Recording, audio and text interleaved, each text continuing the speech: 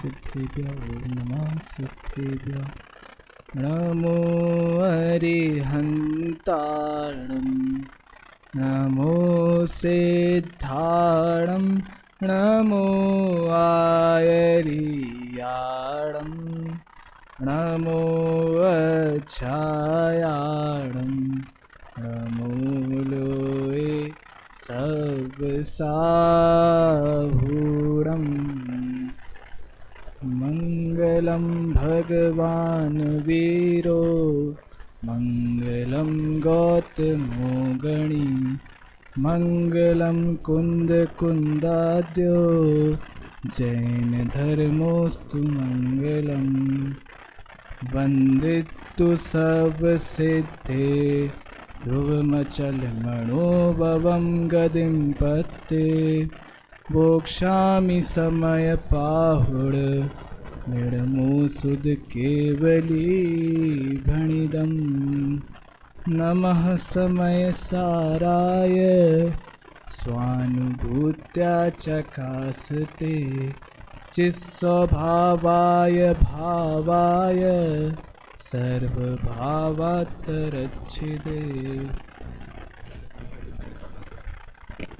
केवली भगवान द्वारा प्रणीत यह जिन धर्म और उसी आमनाय में आचार्य कुंद द्वारा विरचित एवं उनके द्वारा प्रणीत यह समय सार नामक ग्रंथ, जिसकी द्वितीय गाथा पर हमारी चर्चा चल रही थी। हम आचार्य श्री अर्थात कुंद आचार्य देव के चरणों में गए और उनसे कहा कि हे आचार्य, आपने समय सार लिखने की प्रतिज्ञा तो कर ली, लेकिन ये समय सार होता क्या है, समय शब्द का अर्थ क्या है, तो कृपया करके बताइए। तो वहाँ पर मैं कहूँ मनीष जी शास्त्री मेरठ की द्वारा बताया हुआ कैबिनेट क्लास लगी थी और कैबिनेट क्लास में आचार्य उमा स्वामी, अमृतचंद्र आचार्य देव सब बैठे थे। तो वहाँ पे उन्होंने एक गाथा उल्लेखित की और लिख करके हमें दी। क्या है समय? देखिए इसकी उत्थानी का ही देखिए क्या लिखते हैं। आचार्य देव सर्वप्रथम समय का स्वरूप स्पष्ट करते हैं। जब तक किसी वस्तु का स्वरूप स्पष्ट ना हो तब तक उसके बारे में ऊहापोह या कहें तर्क वितर्क हम कैसे करेंगे। तो देखिए गाथा में क्या लिखते हैं। जीवो चरित दंसण णाणठिदोतम ही ससमयम जान पोगल कम पदेश ठिदम चतम जान पर समयम। क्या कह रहे हैं? जीवो चरित दंसण, इधर पे देखिए उच्चारण देखना, जहाँ पे टा और ठा और दो है। तो देखिए यहाँ पे जब भी हम उच्चारण करें तो ऐसे करें, चरित दंसण राणट, यहाँ पे आधा टा आ जाता है। ठिदो तम ही ससमयम जान। तो देखिए क्या कह रहे हैं, जीव क्या है, जो जीव इधर से क्या लेना है, चरित्र, दर्शन और ज्ञान, इसमें जो स्थित है वो जीव कैसा है, वो जीव है सौ समय। और जो पुद्गल कर्म पुद्गल के प्रदेशों में रहे वे पर समय रत हैं। अर्थात यहाँ से मैं एक आपको उदाहरण के माध्यम से एकदम शॉर्ट में बता दूंगा क्या है। एक सनातन धर्म के संस्थापक हुए हैं आद्य शंकराचार्य। अब वो पूरे देश में भ्रमण करते हुए कहते थे कि अहम ब्रह्मास्मि, अहम ब्रह्मास्मि, अहम ब्रह्मास्मि, अर्थात मैं ब्रह्मा हूँ, मैं ब्रह्मा का रूप हूँ। बस ऐसे ही घूमते घामते पूरे भारत का दौरा कर रहे थे और भारत का दौरा करते करते वो बनारस पहुँचे और बनारस में काशी विश्वनाथ के मंदिर में दर्शन करके हुए बाहर आ रहे थे। अब बाहर आते ही उन्हें एक मल से टोकरी से भरा हुआ पूरा गंदा मैला कुचैला एक इंसान दिखा। अब एक इंसान दिखते ही उन्हें एकदम क्रोध का भाव आ गया। क्यों? क्योंकि वो कहने लगे तू मेरे सामने से निकल, कैसा जीव है ये, देखिए गंदगी बाहर पूरा गंदा हो रहा है, मेरे सामने आता है। और मैं कौन हूँ? अहम ब्रह्मास्मि, पूरे देश में कहता हूँ फिरता हूँ मैं, अहम ब्रह्मास्मि, अहम ब्रह्मास्मि। तो उसने एक उत्तर दिया जिससे उनका पूरा जीवन परिवर्तित हो गया। वो क्या उत्तर था कि तू किसको देख के कह रहा है? जो मेरे अंदर ब्रह्मा विराजमान है उसको देख के कह रहा है कि जो मेरे जो बाहर मल है उसको देख के कह रहा है। तो वहाँ उनको समझ में आया कि मैं जो मान रहा था, मैं किसको मान रहा था कि भैया अपने जो बाहर में जो पर्याय है उसको ब्रह्मा मान रहा था, लेकिन मैं खुद अंदर से ब्रह्मा हूँ।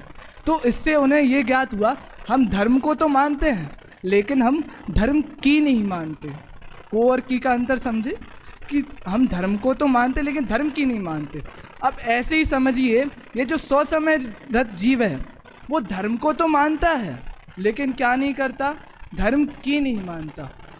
तो इस बात से हमें 100 समय और पर समय की सिद्धि हुई। यद्यपि मेरा भाव तो ये था कि मैं एक बार गाथा देखूं। क्या था, ये कल पूर्व वक्ताओं ने तो पूरी टीका आधी टीका ले ली थी, लेकिन मेरा भाव है कि एक बार ये जो गाथा में अर्थ जो समय ये जो आए हैं या कहें जो पुद्गल कर्म पुद्गल के प्रदेशों में रहे, थोड़ा उसको स्पष्ट करने का भाव था। टीका मैं बाद में प्रारंभ करूँगा, पहले गाथा को एक बार स्पष्ट कर दूँ। इसमें आया कि सद्ज्ञान दर्शन चरित परिणत जीव ही हैं 100 समय, अर्थात सम्यक दर्शन, सम्यक ज्ञान और सम्यक चारित्र परिणत जो जीव हैं, अर्थात उनमें जो स्थित हैं वो जीव कैसे हैं, 100 समय रत। और दूसरा क्या है, जो कर्म पुद्गल के प्रदेशों में रहे हुए पर समय। चलिए ऊपर की लाइन तो समझ में आ गई, अब नीचे की लाइन में क्या कह रहे हैं, कर्म पुद्गल के प्रदेशों में। इसके मुझे 3 अर्थ विचारिए, मैंने क्या चिंतन किया तो उसमें 3 अर्थ निकले। पहला अर्थ निकला कि जो पुद्गल कर्म, जो कर्म पुद्गल के प्रदेश कौन है, उसमें स्थित कौन है। तो एक तो निकला कि भैया पुद्गल द्रव्य है, तो पुद्गल कर्म प्रदेशों के जो पुद्गल द्रव्य वो भी कर्म प्रदेशों के जो प्रदेश है उसमें स्थित है। तो एक अर्थ ये निकला। दूसरा अर्थ निकला, लेकिन ये बात चल रही है यहाँ पर जीव की, तो इस अर्थ का तो पहले ही निषेध हो गया। अब दूसरा अर्थ निकला कि जो कर्म पुद्गल प्रदेशों से रहित हो गए, ऐसे कौन से भगवान हैं, 14 गुण स्थानों से रहित ऐसे भगवान सिद्ध भगवान हैं। तो अब सिद्ध भगवान को तो कह दिया, लेकिन अरिहंत भगवान कहाँ गए, अरिहंत भगवान भी तो सद्ज्ञान दर्शन चरित्र हैं। तो ये दूसरा जो अर्थ था वो भी खंडित हो गया।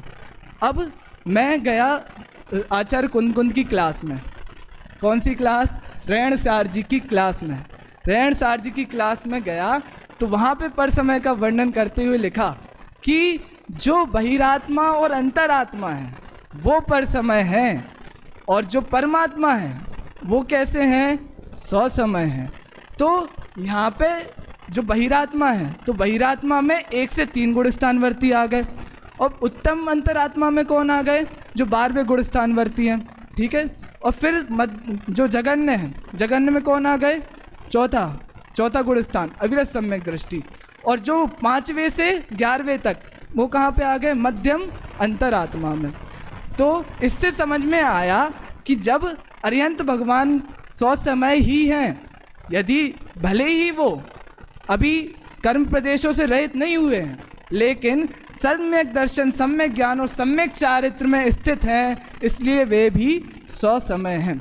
अब जो तीसरा अर्थ था वो इसी प्रकार था कि जो अरिहंत भगवान हैं वो भी 100 समय में ही आ गए। चलिए ये तो हो गई एक बात। अब दूसरी बात है कि प्रवचन सार जी की। अब हम जो 100 समय और पर समय है उसको देखने के लिए और विस्तार से जानने के लिए प्रवचन सार जी में गए। अब आपको पूरी बात इसमें स्पष्ट हो जाएगी। जो समय सार जी में 100 समय और पर समय की बात कही, वो जो कर्म पुद्गल के प्रदेशों में रहे तो वो पर समय है। अब उसी को लिए एक बार आप स्पष्ट हो जाएंगे कि यहाँ पे मोह राग द्वेष लिया, कैसे हो जाएंगे। तो चलिए देखते हैं। अनुशीलन में पेज नंबर है 33, उसमें प्रवचन सार की 100 समय और पर समय की व्याख्या की। जो पज्जयेषु हृदा, एक बार इसका गाथा पाठ करेंगे, आपको भी आनंद आएगा। जो पज्जयेषु हृदा जीवा पर समय कित्तिड़े टिट्ठा आदि सवाबम मीठदा से सग समय मुड़े दब्वा। अर्थात जो पर्याय में लीन है, जो पज्जयेषु हृदा, जो पर्याय में लीन है, यहाँ पे निरत शब्द से लीन लेना है। आप देखिए एक शब्द आता है यहाँ पे दिया है स्थित और यहाँ पे दिया है निरत। दोनों का अर्थ क्या है? आपने सुना होगा कि 84 लाख योनियों में भ्रमना, और एक शब्द सुना होगा 84 लाख योनियों में रखड़ना। अब क्या है, लीन होना तो हम समझ नहीं पाते, या कहें स्थित होना तो समझ नहीं पाते, और रखड़ने में क्या है कि एक टोन बनती है, तो उससे क्या होता है कि हमारे मन में उथल पुथल मचती है। वैसे ही यहाँ पे कहा है, एक जगह स्थित ले लिया और यहाँ पे क्या ले लिया, निरत, एकदम तल्लीनता से। तो क्या कहा, जो पर समय, जो पर्याय में तल्लीन है वो कौन है? पर समय, ठीक है।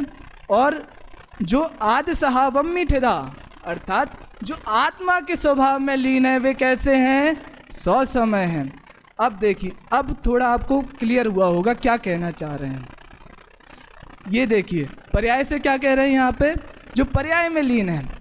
तो ये जो नीचे पर्याय कैसी कि जो मोह राग द्वेष रूप परिणत पर्याय है उसको यहाँ पे पर समय लिया है, और जो ऊपर जो सम्यक दर्शन चारित्र, सम्यक दर्शन, सम्यक ज्ञान, सम्यक चारित्र रूप जो पर्याय है उसको इधर पे, उसमें जो स्थित हैं, सम्यक दर्शन चारित्र में जो स्थित हैं वो कैसे हैं? 100 समय हैं। अब देखिए, अब हम क्या करते हैं, एक अर्थ मैंने ये भी निकाला है इसका, जो कर्म पुद्गल प्रदेशों में 8 कर्म होते हैं। अब 8 कर्म में ज्ञानावरण, दर्शनावरण, मोहिनीय, अंतरा, आयु, नाम, वेदनीय, गोत्र, ठीक है, ये हो गए हमारे 8 कर्म। अब इसमें स्थित कैसे हो गए? देखिए क्या करा, नाम कर्म की अवस्था में मैं क्या प्राप्त हुआ था कि नाम कर्म की अवस्था में मैं शरीर प्राप्त हुआ था। शरीर प्राप्त हुआ तो हमने उसमें क्या किया, अपनी तन्मयता कर ली, ये है सो मैं हूँ। छेड़ाला की पंक्तियाँ, मैं सुखी दुखी में रंग राब, मेरे धन गए गोधन अपार, मेरे सुतती में सबल दीन, बेरूप सुबह मूरख प्रवीण। ये हमने भूल करी, तो क्या करा हमने, जो कर्म के उदय से उदयजन्य जो हमें अवस्था मिली थी उसमें हम स्थित हो गए। तो ये क्या हुआ हमारा? पर समय हुआ। अब जैसे अभी परसों ही गुरुदेव श्री के प्रवचन में उदाहरण आया था, 64 तीखी, एक लेंडी पीपर करके एक वो पदार्थ होता है जिसमें 64 फुटी तिखास होती है, उसमें उसका अगर आप एक कण भी चखते तो भी उसकी उतनी ही खटास होती है। उसी प्रकार आत्मा में भी वैसे ही गुण हैं। तो अगर जो जीव उनका आश्रय लेता है अर्थात उसमें स्थित होता है, वो ही 100 समय कहलाता है। अब देखिए यहाँ पे समय सार जी की जो विषय वस्तु है उसमें अनंत निगोदिया जीव से और जो सही आचरण कर रहा है, चलिए मैं इसको एक बहुत अच्छी शैली में बताता हूँ आपको।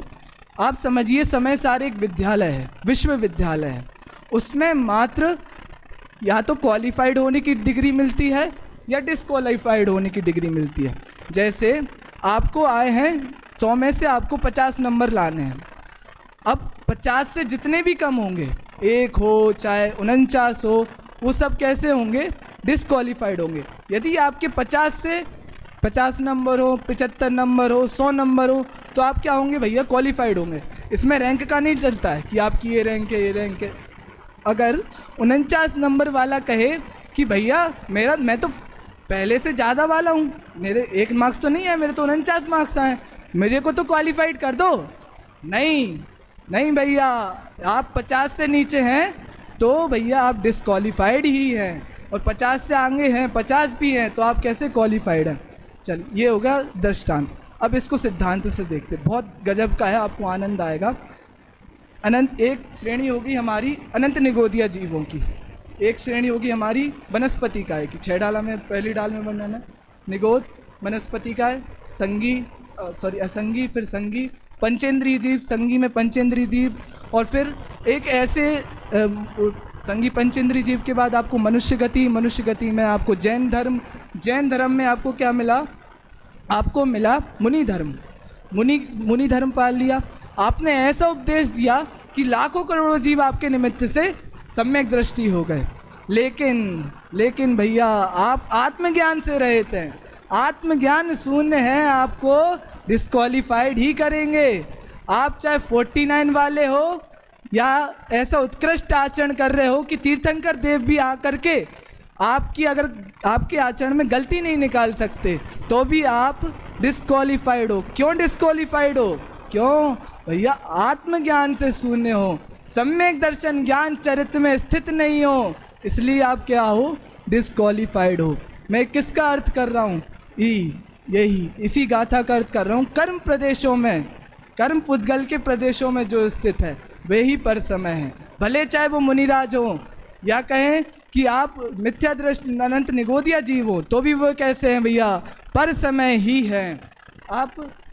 और देखिए, आपका जितना उत्कृष्ट आचरण है, भले ही आपका चारित्र कितना है, लेकिन अगर आप पर समय हैं तो आप कैसे हैं भैया, पर समय ही हैं। यदि आपका आचरण उत्कृष्ट लेकिन आत्मज्ञान से शून्य है, आप पर समय ही हैं।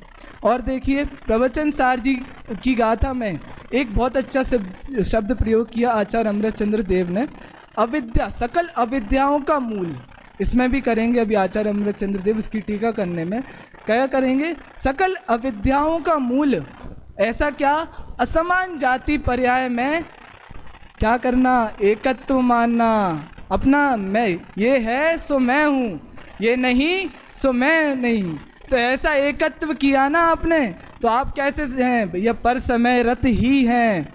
और आगे देखिए, आपकी शक्कर है, देखिए एक दूध में पानी मिला हुआ है, आपके पास 1 लीटर दूध है और आपने उसमें 10 लीटर पानी मिला दिया, तो बताइए आपके पास कितने लीटर दूध है, 1 लीटर दूध है कि 10 लीटर? भैया दूध तो 1 लीटर ही है और उसमें पानी मिला दिया तो क्या दूध 10 लीटर हो गया? क्या नहीं हुआ, दूध तो कितना ही रहा, उतना ही रहा।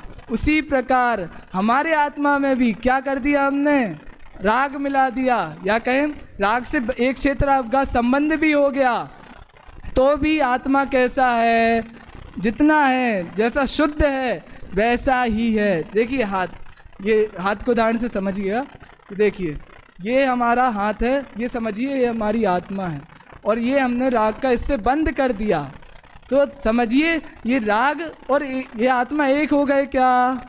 नहीं, साथ में रहकर भी ये इससे भिन्न ही रहा। आप इसका श्रद्धान करेंगे तो आप कैसे रहेंगे, सौ समयवत, और इसका श्रद्धान करेंगे तो क्या होगा भैया, पर समय रत ही रहेंगे। इसलिए किसका श्रद्धान करना, इसका नहीं, आत्मा का श्रद्धान करना, अपने आत्मा का श्रद्धान, अपने आत्मा का ज्ञान, अपने आत्मा का चारित्र श्रद्धान करना। ठीक है, तो ये हो गई हमारी गाथा की व्याख्या। अब हम चलते हैं इसकी टीका पर। देखिए आचार्य अमृतचंद्र देव ने सबसे पहली जो टीका लिखी, तो इसमें समय की व्याख्या इतनी क्यों करी है, क्या ज़रूरत थी इतनी समय की व्याख्या करने की? बस इतनी ज़रूरत थी उनको कि टीकाकार होता है उसका एक संबंध होता है कि जो भी गाथा में शब्द आए उसकी विस्तृत व्याख्या करना हर एक टीकाकार का कर्तव्य होता है। तो आचार्य अमृतचंद्र देव ने भी उसी का ही कर्तव्य का पालन किया है और एक एक समय की यहाँ व्याख्या करी, यानी एक एक शब्द की यहाँ व्याख्या करी है। देखिए कल यहाँ पर 7 बिंदुओं की चर्चा हुई थी टीका में कि यह आत्मा उत्पाद व द्रव्य युक्त सत्ता से सहित है। मैं थोड़े थोड़े बिंदु ही लूँगा।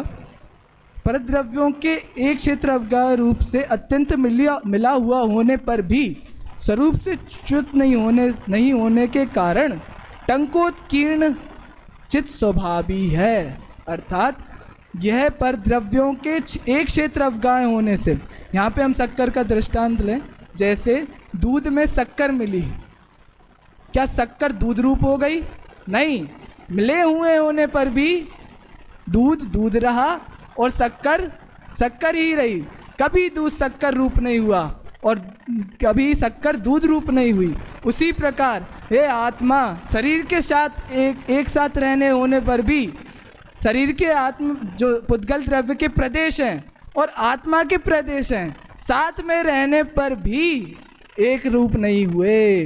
तो देखिए क्या होता है, हम यहाँ पर सुनते सुनते चले जाते हैं चैतन्य की बात, और यहाँ पे कैसा आनंद आता है, ध्रुव स्वभाव की बात सुन रहे, आत्मा की स्वभाव की बात सुन रहे, फिर क्या होता है, यहाँ से जाते ही कषायों में लग जाते। तो ये क्या है भैया, कषायों में लगते हुए भी जीव 100 समय रह सकता है। कैसे रह सकता है?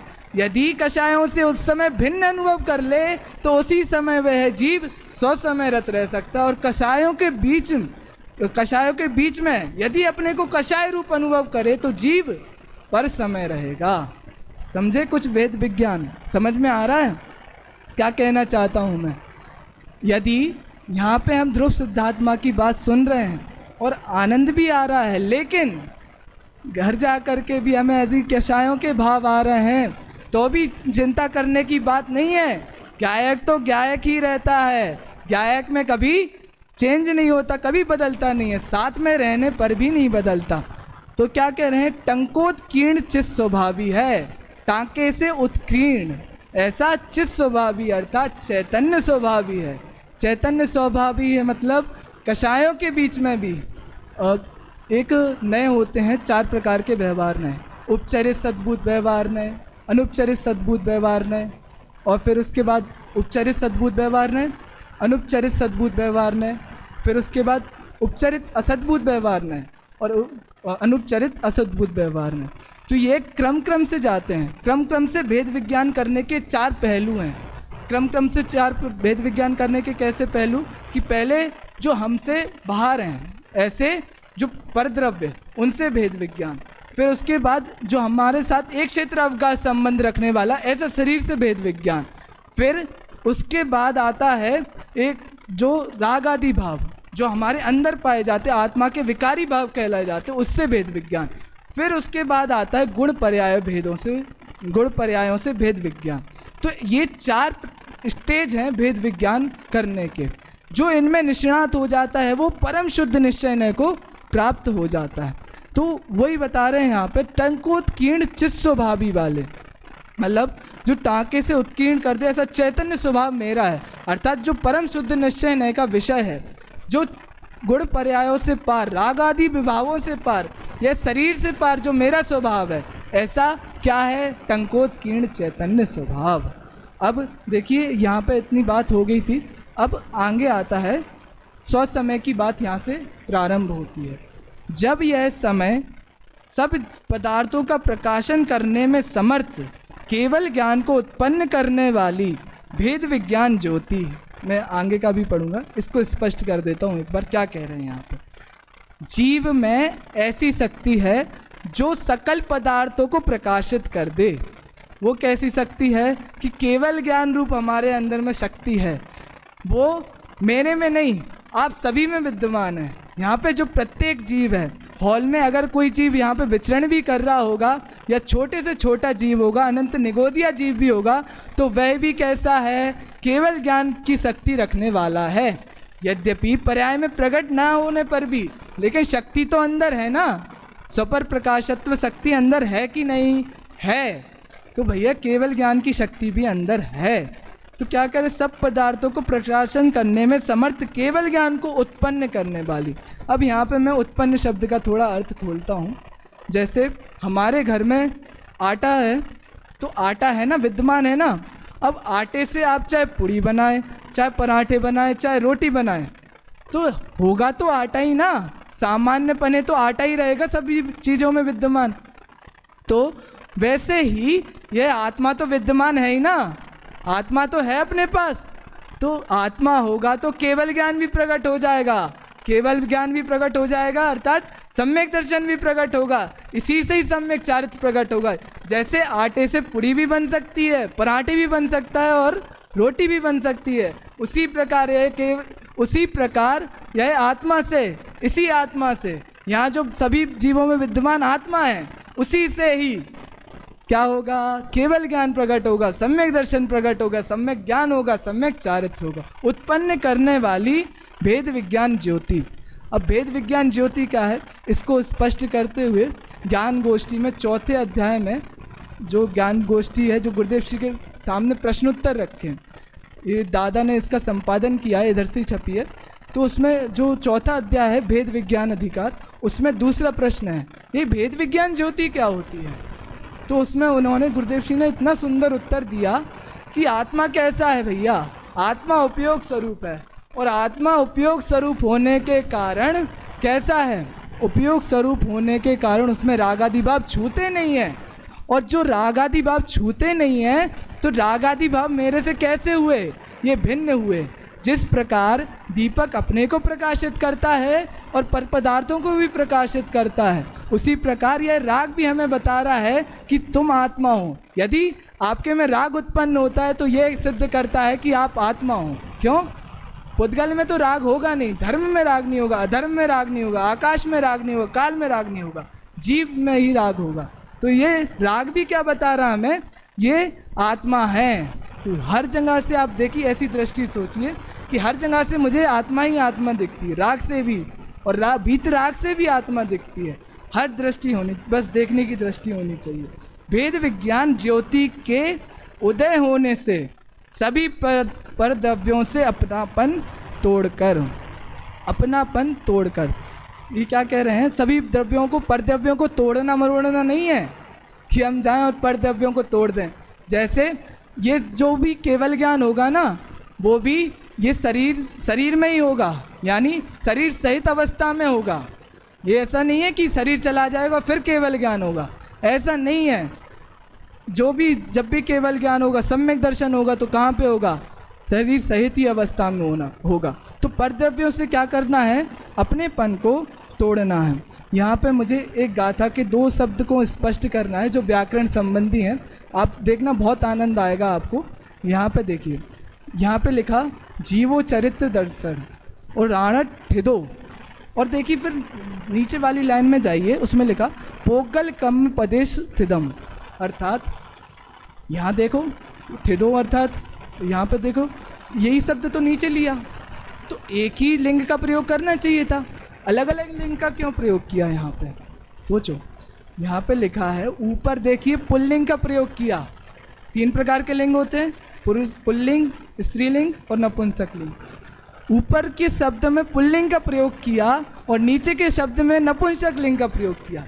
अर्थात यहाँ कहना चाह रहे हैं जो ससमय है वो क्या है? पुरुष है, और जो परसमय है वो क्या है? नपुंसक है, नपुंसक। और यही आचार्य अमृत चंद्र देव ने यही इसी 94 नंबर की गाथा में प्रवचन सार की उसी टीका में आगे बताया, क्लीव शब्द का प्रयोग किया है। क्लीव शब्द का प्रयोग अर्थात होता है नपुंसक, और जब नपुंसक कहते हैं तो उसमें क्या आ जाता है? मुर्दा शब्द का प्रयोग भाव पौड़ में 144वीं गाथा में आचार्य कुंद देव ने किया। मिथ्या दृष्टि कैसा है कि भैया मुर्दा है, जो पर समयरत जीव कैसा है? भैया मुर्दा है। यहाँ पे देखिए, जो समय सार जी है उसमें ज्ञानी और अज्ञानी की चर्चा करी, सम्यक दृष्टि और मिथ्या दृष्टि की चर्चा करी। अर्थात जो सम्यक दृष्टि जीव है वो कैसा है, उसकी पूरी प्रशंसा करी, पूरे शास्त्र में प्रशंसा करी है, और मिथ्या दृष्टि जीव की घोर भर्त्सना करी है, पूरे ग्रंथ में भर्त्सना करी। क्यों करी? कि उसको यही बताना चाह रहे हैं कि भैया आप पर समय रत हो, पर समय को छोड़ना है तो अपने आत्मा को ध्याओ। इसलिए प्रशंसा इसलिए करी कि भैया आप जितना भी बताओगे वो सब आत्मा के बारे में बताएंगे, तो पर समय रत जीव उसको छोड़ करके स्वसमय रत हो जाएगा। और एक दूसरा शब्द है इसमें जान शब्द यद्यपि आज्ञार्थवाचक में लिखा है यहाँ पे, लेकिन कहीं कहीं जगह पर जाड़े शब्द आया है। जाड़े अर्थात यहाँ पे जान, इस शब्द का प्रयोग जब भी होता है तो किसी इच्छा के अर्थ में होता है।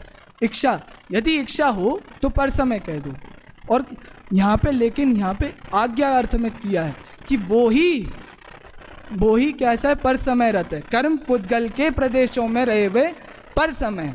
तो यहाँ पे जान शब्द से आज्ञा अर्थ में किया कि ऐसी आज्ञा देते। ऐसे ही शब्द का प्रयोग प्रवचन सार जी की 172वीं गाथा में किया है कि जान अलिंग गहणम, अर्थात उधर पे आज्ञा दी कि ऐसा तुम अलिंग ग्रहण जानो, मतलब अरस अरूपम गंधम अवत्तम चेदना गुण मसद्दम, जान अलिंग ग्रहणम, मतलब ऐसा आत्मा को अलिंग ग्रहण जान। समझ में आया? तो ये आज्ञा अर्थ में प्रयोग हुआ है कि ऐसा जानो, पर समय रत जीव को ऐसा जानो। और एक शब्द है यहाँ पे ही का अर्थ होता है वही, वास्तव में वह सौ समय है। कैसा जीव? सम्यक दर्शन, सम्यक ज्ञान, सम्यक चारित्र से सहित जीव ही वास्तव में कैसा है? 100 समय है। चलिए वही इधर पे टीका में चलते हैं आगे। कि परद्रव्यों से क्या करना है, अपनापन तोड़ना है। दादा ने भी पाठ लिखा है, अपनापन जिसमें मेरा अपनापन हो, उसी की बात है।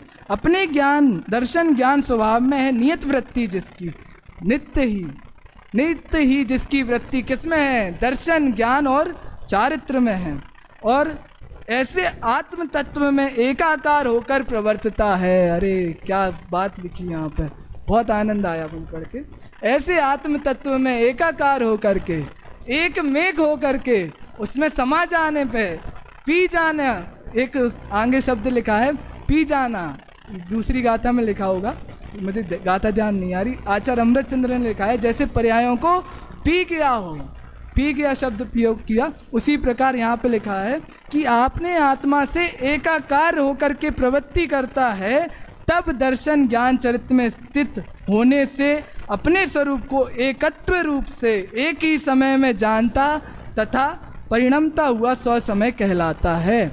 इसकी व्याख्या हम आगे के प्रवचन में देखेंगे, इसमें कहना क्या चाहते हैं। और अभी तो आधा ही हुआ है, 100 समय की अभी टीका पूरी कल हो जाएगी लगभग, तो उसमें 100 समय की आधी बात तो हो गई है, लेकिन पर समय की अभी पूरी बात रह गई है। और यदि आपको पर समय को छोड़ना है, अपने मिथ्या दर्शन को, मिथ्या ज्ञान को, मिथ्या चारित्र को छोड़ना है, तो कल शाम को इसी समय पधारें। अभी सभी 100 समय में रत होकर, सम्यक दर्शन सम्यक ज्ञान चारित्र में रत होकर अपने स्वभाव का श्रद्धान करें। इसी मंगल भावना से विराम लेता हूँ।